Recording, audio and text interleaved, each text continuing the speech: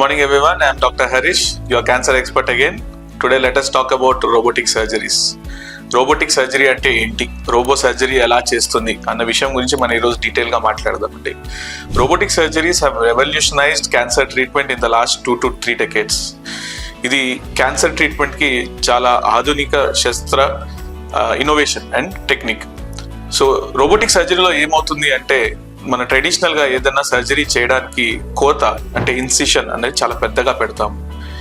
Robotic సర్జరీస్లో మనం చాలా చిన్న ఇన్సిషన్స్ అంటే 5 to 10 millimeters అంటే 1 సెంటీమీటర్ కన్నా తక్కువ 4 నుంచి 5 చిన్న హోల్స్ ద్వారా మినిమలీ ఇన్వేజివ్ సర్జరీ చేస్తాము. సో సర్జరీ చేసేది మనం సేమ్ అయినా మనకి కోత తక్కువగా ఉండడం వల్ల పేషెంట్ రికవరీ చాలా ఫాస్ట్గా ఉంటుంది. సర్జరీ ప్రెసిషన్ అంటే ఖచ్చితత్వం, ఎంత కరెక్ట్గా మనం సర్జరీ చేయగలుగుతాం అన్నది రోబోటిక్ సర్జరీ ద్వారా చాలా బాగా చేయగలుగుతాం సర్జరీని. సో మన క్యాన్సర్ ట్రీట్మెంట్ చేస్తున్నప్పుడు ఆ ట్యూమర్ చుట్టూ పక్కల టిష్యూ క్యాన్సర్ కణాన్ని మనం తొలగించడానికి రోబోటిక్ సర్జరీ బాగా ఉపయోగపడుతుందండి. అదే కాకుండా మనకి విజన్ అంటే 10 times మ్యాగ్నిఫైడ్ విజన్ ఉంటుంది మనకి రోబోటిక్ సర్జరీలో.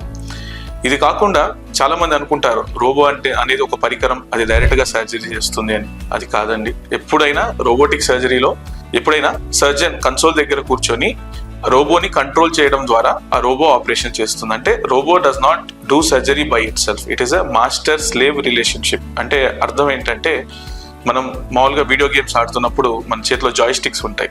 ఆ జాయ్ స్టిక్స్ మనం కంట్రోల్ చేస్తే ఆ మూమెంట్స్ మనకి స్క్రీన్ మీద అవుతుంటుంది. అలానే రోబోటిక్ సర్జరీ చేసినప్పుడు మన చేతుల ద్వారా చేసే మూమెంట్స్ పేషెంట్ బాడీలో ఆ మూమెంట్స్ని రెప్లికేట్ చేస్తాయి అన్నమాట. సో రోబోటిక్ సర్జరీ అనేది ఇట్స్ లేటెస్ట్ టెక్నాలజీ. దీనివల్ల మనకు ఉన్న అడ్వాంటేజెస్ ఏంటంటే, ప్రెసిషన్ ఆఫ్ సర్జరీ అంటే అక్యురసీ, సర్జరీని చాలా కరెక్ట్గా చేసి మనం ట్యూమర్ అనేది ఖచ్చితంగా తీయగలుగుతాము.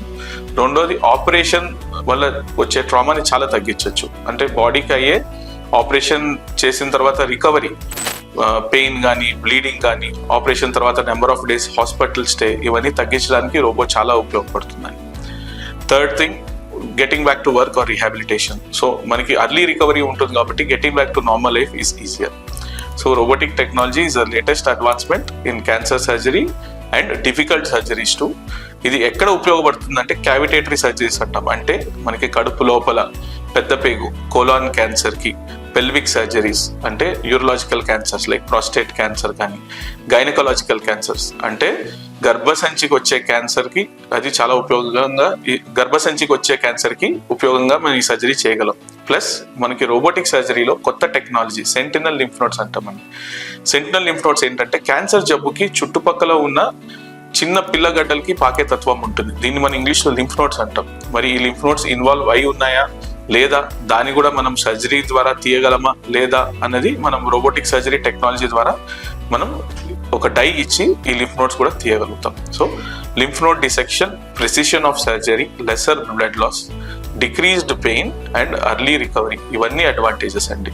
ఎందుకు మనం ప్రిసిషన్గా చేయగలుగుతాము అంటే, మనకు ఒక మ్యాగ్నిఫైడ్ విజన్ ఉంటుంది. అంటే మనం మామూలుగా ఒక విషయాన్ని భూతద్దం పెట్టి చూస్తే ఎంత క్లియర్గా కనిపిస్తుందో, అలా మనం పేషెంట్ కడుపులో ఉన్న అన్ని ఆర్గన్స్ కానీ, టిష్యూస్ కానీ, ట్యూమర్ కానీ చాలా మ్యాగ్నిఫైడ్గా చూడగలుగుతాం.